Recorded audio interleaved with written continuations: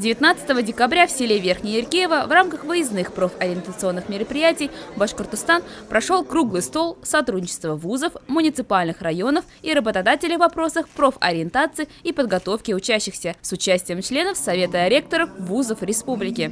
Участниками мероприятия стали председатель комитета Госсобрания Курултая РБ по образованию, культуре, молодежной политике и спорту Раиль Асадуллин, глава администрации муниципального района Илишевский район Ильдар Мустафин, глава администрации районов и городов республики, ректоры и проректоры вузов, начальники отделов и управлений образования, руководители предприятий.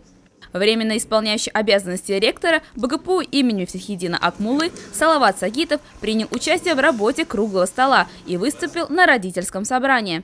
Ответил на вопросы, касающиеся общежитий и трудоустройства студентов. По итогам было подписано соглашение о сотрудничестве и взаимодействии между администрацией Илишевского района Республики Башкортостан и Советом ректоров вузов республики.